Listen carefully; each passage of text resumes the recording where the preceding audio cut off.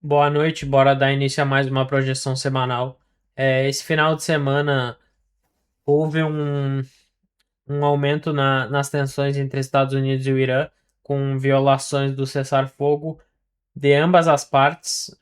Acabou acontecendo alguns ataques de ambos os lados, só que agora há pouco os Estados Unidos e o Irã eles já concordaram em suspender esses ataques e retomar as negociações.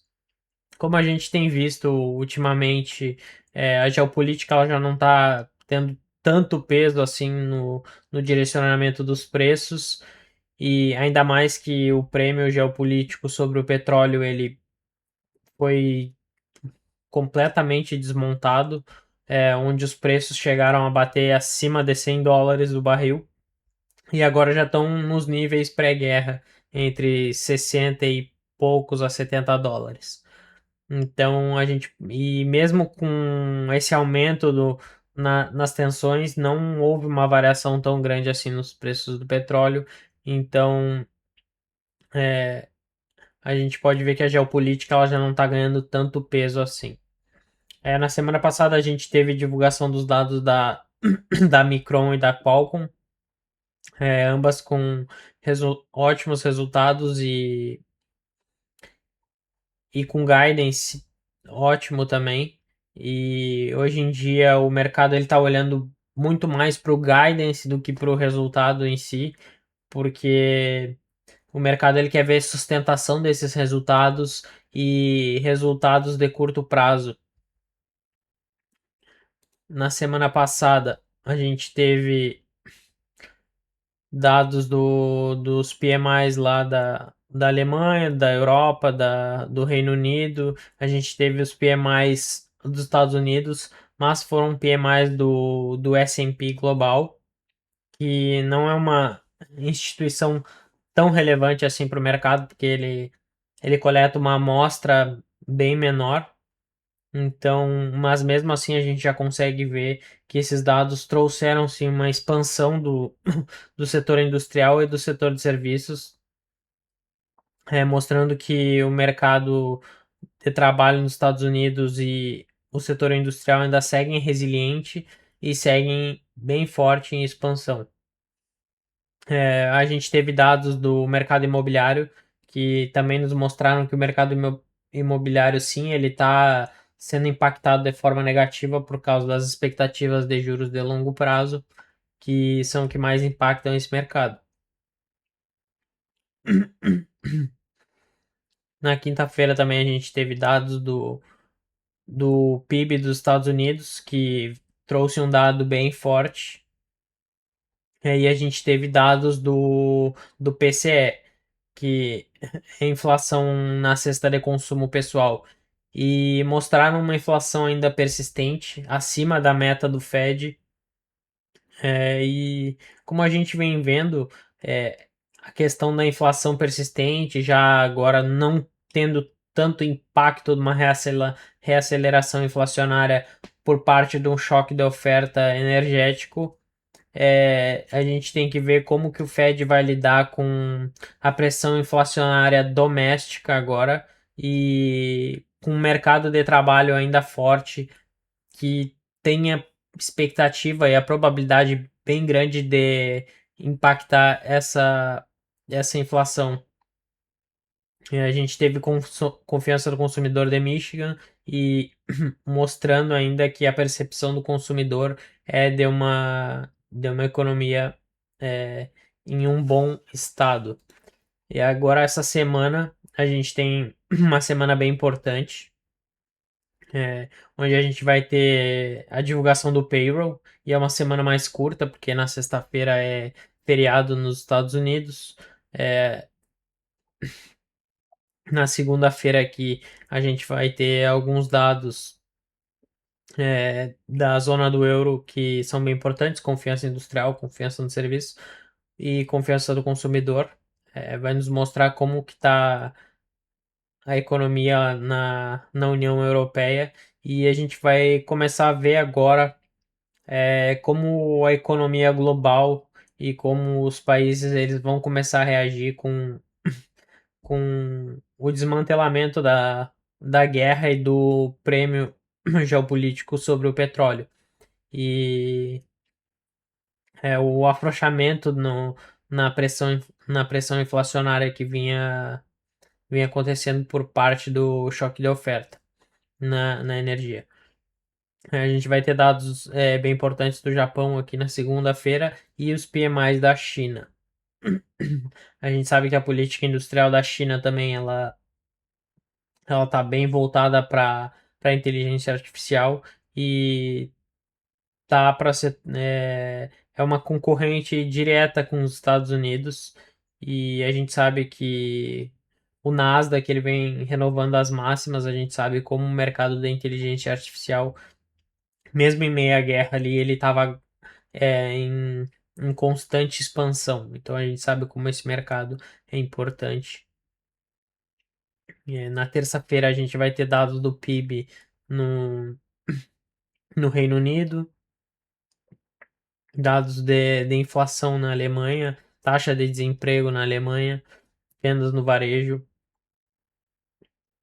A gente vai ter dados dos PMIs da instituição de Chicago nos Estados Unidos, oferta de JOLTS. Aqui a terça-feira é um dia bem importante, porque esses dados aqui do mercado de trabalho, eles já vão nos dando uma perspectiva melhor sobre como o payroll pode vir.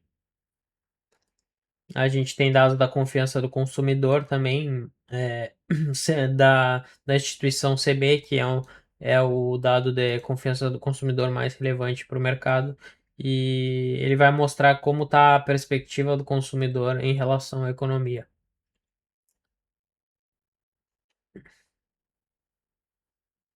Na quarta-feira a gente vai ter mais PMIs da zona do euro,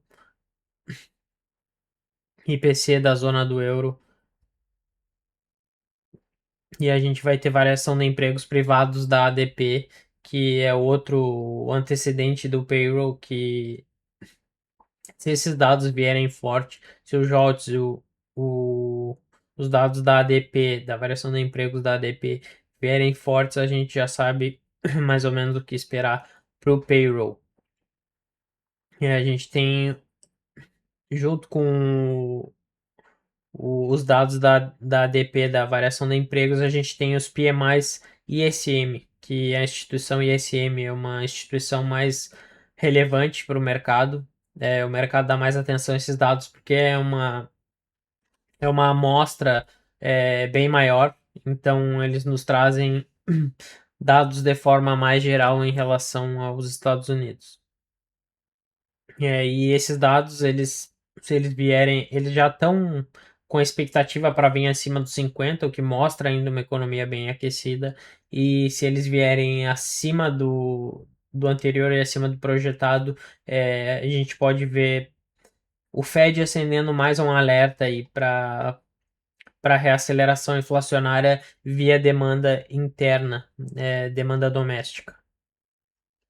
Aqui a gente esses dados eles vão ser importantes porque a gente vai ter noção dos preços no setor manufatureiro. A gente vai conseguir saber se a inflação dentro da indústria ela está crescente ou não.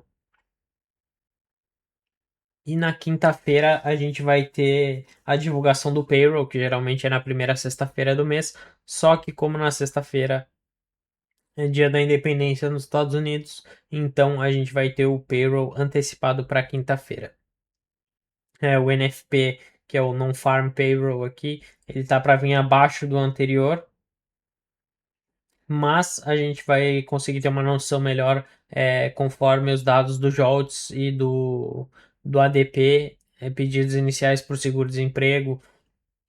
E como a gente já viu, o mercado de trabalho ele ainda está em expansão, analisando outros dados que saíram na semana passada e nas semanas anteriores. Outros dados importantes que vão sair no mesmo dia a taxa de desemprego, o salário médio por hora. A gente vai ter uma noção da qualidade do emprego dentro do mercado de trabalho. E a expectativa do Fed é ainda manutenção para aumento de juros. E essas expectativas elas tendem a mudar conforme a saída dos dados do payroll, porque se os dados do payroll vierem muito fortes, reacende a expectativa de uma inflação maior e provavelmente um aumento dessas taxas de juros para dar uma segurada no mercado de trabalho e para conter a inflação, que a inflação, apesar da guerra ter acabado, ainda com o mercado de trabalho muito forte, existe uma expectativa grande de reaceleração inflacionária via demanda doméstica. Agora vamos tentar entender aqui no gráfico quais as expectativas para o início da semana. O dólar ele tá operando dentro desse canal de alta e ele já rompeu essa acumulação aqui, esses níveis de acumulação, o preço vem acumulando dentro dessa região. Ele ainda fez uma captura desses fundos aqui e formou uma quebra de estrutura aqui, formando um padrão de alta. A gente tinha como expectativa que ele fosse atingir esse último topo como alvo, então ele ainda pode trabalhar dentro desse canal fazendo pullback nesses topos anteriores que foram rompidos para buscar o topo do canal e romper uma nova estrutura, formando uma nova estrutura de alta. Então no início da semana o dólar pode até dar uma corrigida, mas ele pode sim seguir em alta, fazendo correções mais curtas aqui, fazendo pullbacks mais curtos, até atingir o topo do canal e depois de romper essa estrutura, aí sim ele reprecificar esse movimento, fazendo uma correção mais profunda para dar continuidade a esse movimento de alta, porque como a gente sabe, a expectativa de juros mais altos tendem a fortalecer o dólar, tende a elevar os níveis dos títulos. Então, a expectativa é de um aumento do preço do dólar, só que a gente tem que ter noção de onde o dólar está no momento, porque uma coisa é expectativa e outra coisa é a realidade. E o mercado ele é movido mais pelas expectativas. Então, dentro desse range e desse outro range aqui, dessa lateralização, o preço ele está num nível de oferta, então ele pode sim fazer uma correção para buscar uma demanda dentro dessas expansões de alta que ele vem fazendo para dar continuidade a esse movimento de alta. Então, por mais que ele rompa essa região aqui, fazer compras aqui é bem arriscado, porque ele já está perto do topo do canal e está próximo a um topo também. Então ele pode muito bem fazer o rompimento desse topo, mas rejeitar o outro topo, então dar continuidade a essa correção para buscar níveis mais baratos e reprecificar o movimento. Então, é, dois possíveis movimentos para o início da semana, que seria o dólar já reprecificar a partir de agora, ou romper essas estruturas e alcançar o topo do canal para então depois começar uma correção. E o mercado sim, ele pode seguir em alta no início da semana para depois corrigir e reprecificar para o payroll. Ainda mais se o payroll ele vier forte, ele tende a fortalecer o dólar, porque ele vai reacender, ele vai aumentar ainda mais as expectativas de juros futuros mais altos. A gente pode ver que o petróleo ele está bem baixo aqui, mesmo com o final de semana bem agitado, ele não sofreu praticamente nenhum impacto na abertura agora do mercado no domingo. É, as commodities em geral estão girando em torno do 0 a 0. O índice de volatilidade ele fechou relativamente bem baixo, em torno dos 18, fechou na sexta-feira. É um nível bem baixo porque a gente veio acompanhando dentro do período de guerra. A gente pode ver que tem alguns índices futuros aqui que eles já estão operando em baixa e índices da Europa fecharam em baixa na sexta-feira. A gente teve os índices, as ações do Nasdaq fechando de forma bem mista na sexta-feira. Foi, foi um dia bem atípico, porque o mercado ele tava bem vendido e acabou enrolando bastante. Mas como a gente sabe, sexta-feira tende a ser um dia de menor volatilidade, principalmente se ele não acompanha dados de grande relevância. Então, a expectativa para o início da semana no dólar é essa: compras nesses níveis mais baratos, ou venda lá no topo do canal após o rompimento desse topo, até porque o topo do canal conflui com esse outro nível de oferta. Então, compras nesses níveis aqui embaixo e vendas lá em cima.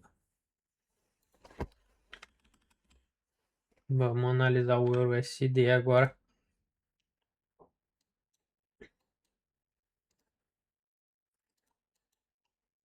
O Euro USD é o cenário inverso do dólar. A gente a gente tá com a expectativa de alta no dólar, a expectativa de continuidade da queda no euro. O rompimento desse nível aqui para dar continuidade ao movimento de baixa, ou uma correção mais profunda fazendo pullback nesses níveis de fundo aqui e tem essa ineficiência do preço. Aí depende do que o preço fizer. Se ele se ele vir, se ele não romper esse fundo, caso ele corrija até aqui e rejeite o rompimento desse fundo, a probabilidade é bem maior que ele vá corrigir mais acima. Por isso que procurar por venda só depois que ele romper um fundo que era uma demanda forte, porque essa demanda tende a se tornar uma oferta. E assim como o dólar ele tem alvos bem claros aqui para baixo, são os próximos níveis de demanda. E o preço ele já rompeu níveis bem importantes aqui, ele já está fazendo um pullback mais curto, então pode ser que ele venha a romper esses níveis para buscar esses níveis de demanda aqui e começar uma correção mais aqui de cima. Então, compra naqueles níveis mais abaixo com um realinhamento fluxo e venda mais acima. Ou caso ele venha fazer o rompimento, pode dar continuidade antes de atingir os alvos, procurar por vendas antes de atingir os alvos. Agora vamos ver como está a situação do ouro. O ouro agora ele tende a ganhar mais espaço com o petróleo cedendo. Só que os títulos eles tendem a capitalizar mais que o ouro, ainda mais dentro desse cenário que a expectativa é que os juros venham a aumentar, então pode ser que o ouro venha a sofrer mais liquidações ainda. E a mesma coisa que os outros ativos, é procurar por venda só depois que ele romper esses níveis do fundo aqui, fizer uma quebra de estrutura válida, ou caso ele venha mostrando uma desaceleração e fizer um realinhamento do fluxo, então procurar por operações vendidas. E mesmo com a queda no petróleo, a expectativa de aumento da inflação e a expectativa de aumento nos juros, consequentemente, tendem a capitalizar mais que o ouro. Então, o mercado tende a buscar por proteção contra a inflação.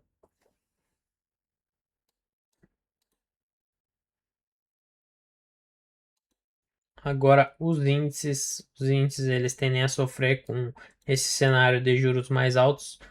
Agora, o Nasdaq ele tá bem travado, né, nesses níveis de preço aqui. Ele tá rejeitando os topos constantemente. Ele vem, captura um fundo, rejeita o topo. Então, é bem provável que o Nasdaq ele venha fazer novas liquidações, ainda mais dentro desse cenário. E ele tem uma margem bem grande para corrigir, para fazer um pullback lá embaixo, dentro dessa expansão que ele fez aqui. Seria bem interessante ele vir buscar esses níveis mais abaixo e reprecificar os ativos antes de procurar uma nova grande expansão. Os próximos dados das grandes empresas ainda estão para sair meados de julho e meados a final de julho. Meta, Nvidia, as mega caps. Então a gente tem que esperar para ver e fazer uma análise agora de curto prazo no índice. Não é tão relevante porque o índice ele muda bastante, principalmente no pré-market, na abertura da bolsa do pré-market de Nova York às 6h40 da manhã, 7h40 horário Brasil. E como a gente utiliza os dados do mercado de opções aqui, esses dados eles só são atualizados conforme a abertura do pré-market, às 7h40. Então, para trazer mais precisão para os dados, é, é melhor fazer uma análise nos índices pela manhã, mais próximo à abertura do mercado. Mas, dentro desse cenário, a gente pode esperar uma nova liquidação nos índices, ainda mais que ele está trabalhando dentro desse canal de baixa. Pode ser que o índice venha a corrigir um pouco mais, preencher esse desequilíbrio, então venha a fazer novas liquidações e uma reprecificação dos ativos. A gente tem alvos de demanda aqui mais para baixo, que conflui com o fundo do canal aqui. Então, e o S&P a mesma coisa, ele tá trabalhando dentro desse canal de baixa aqui. Ele já está em uma região de demanda, mas ainda pode sofrer mais liquidações com a pressão dos juros sobre os múltiplos das empresas. Então ele ainda pode reprecificar mais esses movimentos, ainda mais que o mercado de tecnologia ele segue em expansão. Seria uma ótima oportunidade para os investidores realocarem suas posições com uma nova reprecificação dos ativos antes de um movimento expansivo. A projeção para o início da semana é essa. Tamo junto. Boas análises. Até a próxima.